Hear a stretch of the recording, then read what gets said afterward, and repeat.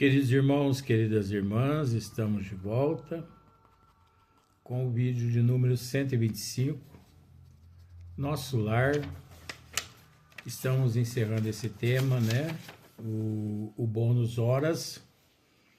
Então, aqui dando sequência, vou voltar aqui só na pergunta de André, porque André fez uma pergunta, né? Ele fez a pergunta: poderemos, porém, gastar nossos bônus horas a favor dos amigos? Então, retornando, nossa irmã Dona Laura, a essa altura, a genitora de Lísia sorriu e observou: quanto maior a contagem do nosso tempo de trabalho, maiores intercessões podemos fazer. Até aqui nós já esclarecemos nos vídeos anteriores, né?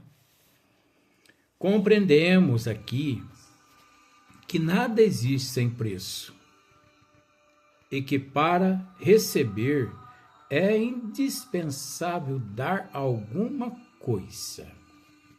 Olha só.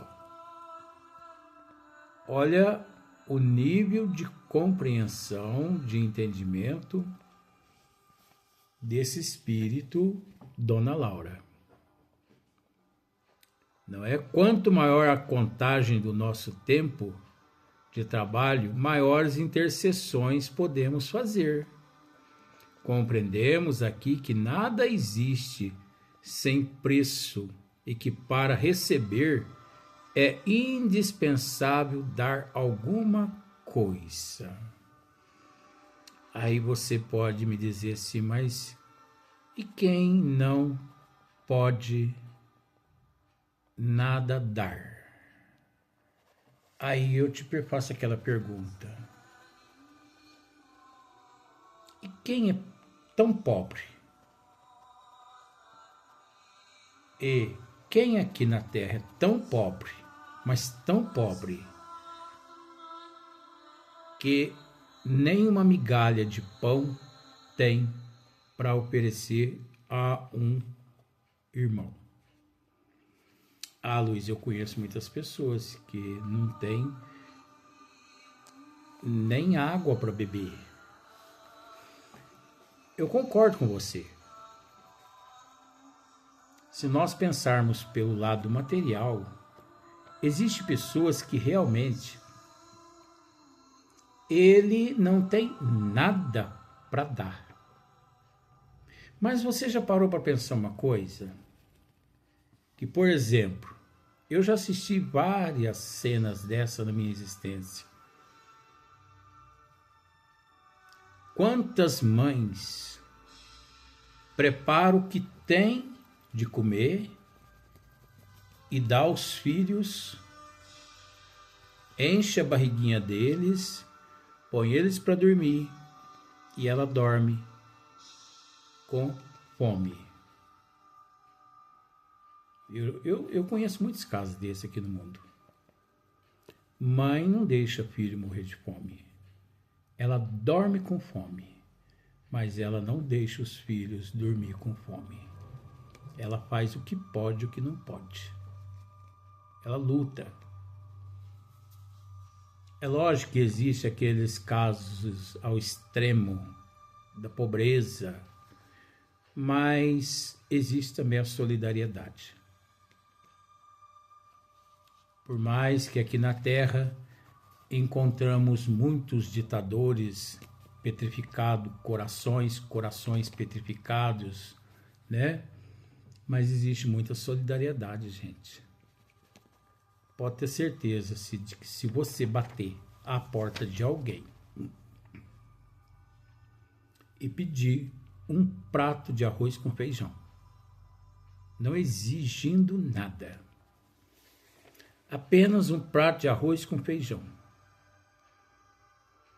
Se a pessoa não tiver um prato de arroz com feijão, ela vai ter um pão com um pouquinho de café ou um suco. Com fome você não sai dali. Eu falo isso, desculpa, eu falo isso, faz parte, o que eu estou dizendo aqui faz parte. Eu falo isso porque eu, quando tinha 12 para 13 anos, eu trabalhei com uma pessoa aqui na Terra, que eu amo demais, essa pessoa que já desencarnou, esse senhor, em espírito. Hoje, nós, né, engraçado, nós sempre fomos amigos de existências passadas, mas nessa existência, eu acho que precisou agir dessa forma comigo para que eu continuasse no caminho com Jesus. Pois ele me botava, nós trabalhávamos fora, eu com 12, 13 anos de idade, eu trabalhava fora para ajudar meu pai, minha mãe, a sustentar os meus irmãos. Uma prole muito grande. E esse patrão meu, ele me punha para pedir esmola. E você pedia esmola, Luiz? Lógico que se eu não pedisse, ele me batia. Ele me espancava, ele me matava. Mas então não é amigo teu, Luiz. Era amigo, continua sendo, e eu amo essa pessoa.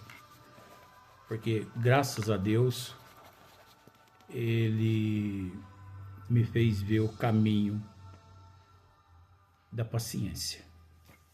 Tudo passa. Tempestade nenhuma dura eternidade. E ele me punha para pedir esmola. E eu, toda casa que eu batia, eu pedia uma contribuição e as pessoas me davam muita coisa. 12 para 13 anos eu tinha. Eu sei que eu saía num quarteirão, depois de 1 hora mais ou menos eu voltava com a bolsa ou uma saca praticamente cheias de mantimento.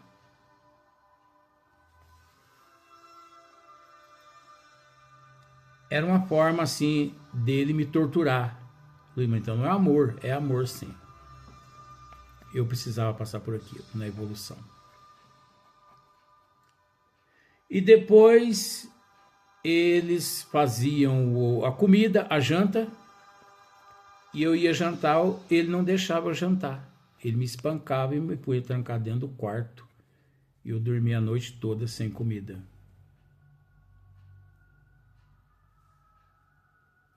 Enfim, todo mundo me dava quando eu pedia esmola. Luiz, mas você, que coragem você tem, né, de dizer que você já pediu esmola. Ó, já pedi, velho. Eu não vou dizer para você que eu já usei droga, que eu já matei, que eu já roubei, porque isso eu nunca fiz. Porque se eu tivesse feito, eu ia dizer que também. Qual o problema? Parece que a humanidade fica assim, né, boquiaberta quando ouve a verdade, né? A humanidade parece que gosta de viver mascarado. Eu detesto máscara. Eu sou o que sou e pronto. Goste de mim do jeito que eu sou. Quem não quiser gostar de mim do jeito que eu sou, eu não me preocupo. O importante é eu gostar de mim. E eu gosto de mim. Por isso eu me sujeitava a tudo aquilo que eu sabia que eu precisava. Então vejamos, tudo tem um preço, né? Compreendemos aqui que nada existe sem preço e que para receber é indispensável dar alguma coisa. Dona Laura dizendo a André Luiz. Pedir, portanto, é ocorrência muito significativa na existência de cada um. Olha só. Olha o que ela está dizendo aqui para o André. Pedir, portanto, é ocorrência muito significativa na existência de cada um. Quer dizer, é preciso pedir. É preciso passar por esse teste. É preciso, conforme dissemos nos vídeos anteriores, é necessário a autorreciclagem. Você entendeu os vídeos anteriores? É necessário nos reciclarmos. Não só reciclar os lixos que vemos do lado externo, uma garrafa, uma latinha, um papelão. Não. Reciclar os lixos que trouxemos de existências passadas para esta aqui. Essa é a verdadeira reciclagem. Conforme Dona Laura está dizendo aqui, pedir, portanto, é ocorrência muito significativa na existência de cada um. Somente poderão rogar providências e dispensar obséquio os portadores de títulos adequados, entendeu? Então, olha só para você ver.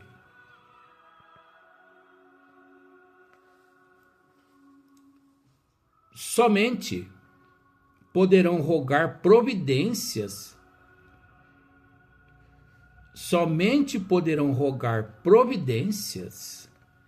e dispensar obséquios os portadores de títulos adequados. Entendeu, André? E que títulos são esses? Bônus, né? Qualidades, renúncia, humildade, paciência, tolerância, aceitação, compreensão, amizade com os amigos espirituais. Então, só aquele que possui bagagem pode rogar em prol do outro. Pedir é uma ocorrência muito significativa na existência de cada um. Pedir, né? É uma ocorrência muito significativa. Porque quando eu me proponho, eu me disponho a pedir, começa em mim uma reciclagem interior. Não sei se você consegue entender essa psicologia. Eu começo a deixar de lado aquelas máscaras do orgulho, do egocentrismo, da inveja, do ciúme, da vergonha. Quando eu começo a pedir, eu começo a autorreciclagem interna através da humildade. Mas é importante pedir? Sim, muito significativa na existência de cada um. Somente, é preciso entender, mas somente poderão rogar providências, né? E dispensar obséquios os portadores de títulos adequados. Aqueles que muito trabalhou, aqueles que muitas horas de trabalho dedicado ao próximo, à lei do amor, à benevolência, à indulgência, esses têm condições de interceder-se pelo outro. Esse tem. Pois as leis divinas nos diz que O trabalhador estando pronto, o trabalho aparece. Essa é a realidade. Então, quanto mais eu trabalho, quanto mais eu me dedico, quanto mais eu me esforço. Olha, conversando com uma amiga, não posso dizer nomes, conversando com uma amiga, ela me disse que na empresa onde ela trabalhava, um dia chegou lá uma estagiária, trabalhou ali como estagiária, com muita humildade, dedicação, ganhando um valor praticamente assim insignificante, meses e muitos meses ali trabalhando humildemente, não é? Com muita paciência. Venceu aquele estágio. Ela não foi contratada naquela empresa, seguiu o seu rumo. E elas se perderam de vista. E essa amiga minha foi chamada, né, para amigos nossos estão passando para lá para cá hoje. Essa amiga minha foi chamada para uma entrevista numa empresa que ela ama demais. E ao chegar lá para essa entrevista, quem era a entrevistadora? A amiga dela, chefe do departamento do RH daquela empresa. Olha, que luta. Batalhou tanto como estagiária em outras empresas. E ali ela estava na condição de chefe e entrevistadora do RH daquela empresa. Elas se abraçaram, se emocionaram, que há muito tempo que não se viam. Então, gente, tudo tem um preço. Então, por exemplo, eu assisti uma cena, faz parte do conteúdo aqui, senão eu não contaria. Uma aeromoça veio até os passageiros, poltrona por poltrona, dizendo assim, ó, tem um senhor lá atrás. Ela abordava da seguinte forma: com licença. Ah, pois não. Aquelas madames, aqueles, né? Aquelas pessoas importantes. Com licença. Ah, pois não. Tem um senhor lá atrás e ele só tinha o dinheiro da passagem. Ele não tinha dinheiro para comprar comida aqui no avião. Ele está com fome. Ele está pedindo ajuda aqui dentro do avião para alguém, se alguém pode pagar pelo menos uma refeição para ele. Não, eu não posso. 99,9% dos passageiros negaram um prato de comida para aquele senhor idoso.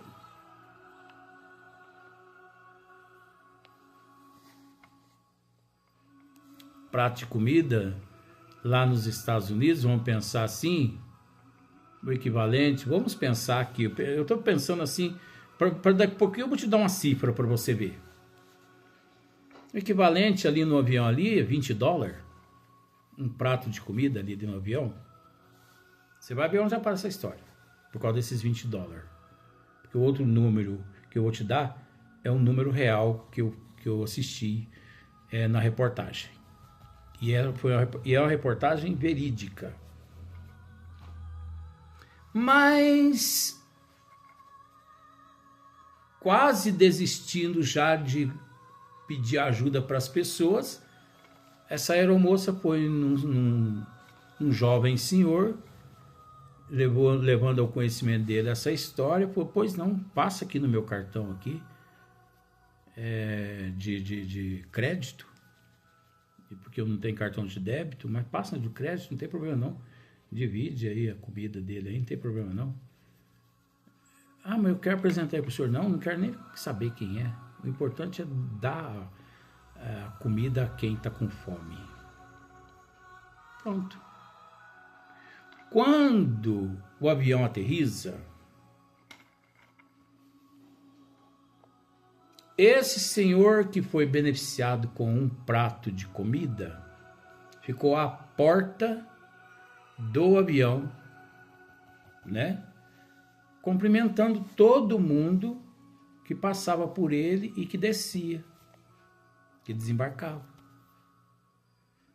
Quando veio aquele que pagou aquela comida, esse senhor retirou do bolso um cheque de $35.000 e entregou a ele. Resumo da história, o que ninguém sabia. Só a aeromoça que sabia que aquele senhor era o dono daquela frota de avião. Bilionário, bilhardário. Era um teste que ele estava fazendo ali, que ninguém sabia, para testar até que ponto as pessoas são egoístas, ignorantes, orgulhosas, arrogantes, imbecis. Por que não? Porque tem pessoas que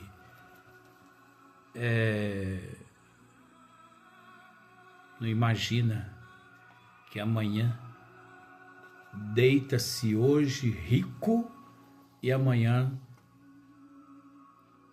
é colocado dentro de um caixão e tudo que amealhou fica aí na terra.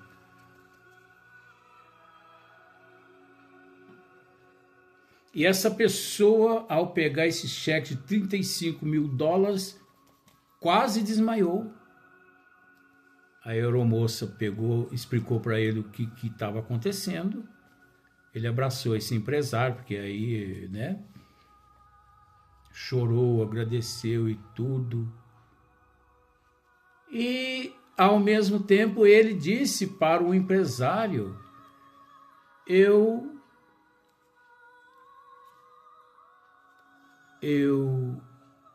que tenho que agradecê-lo. Porque o Senhor me deu a oportunidade de fazer algo em prol do meu próximo.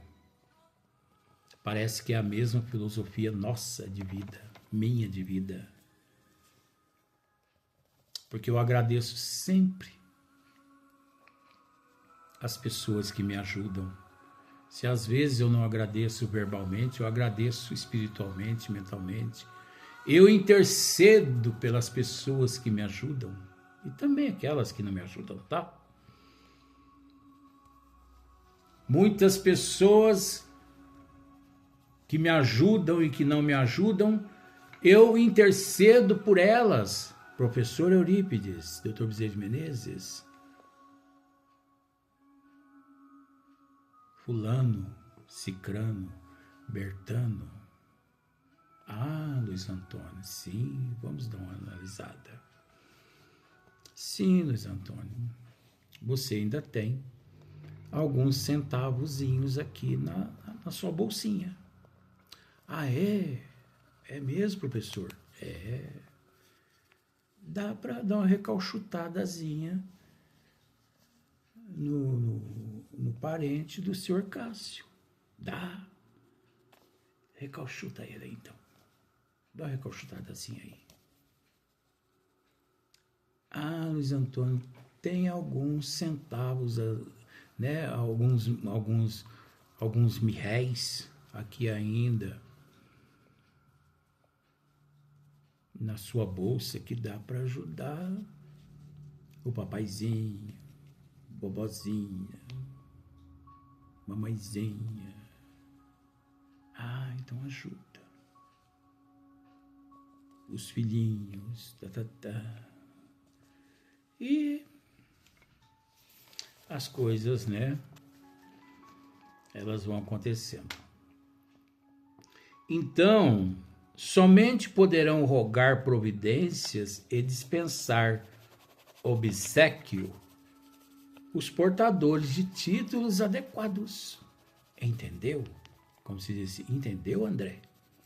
Só os portadores de títulos. Só aqueles que têm capacidade.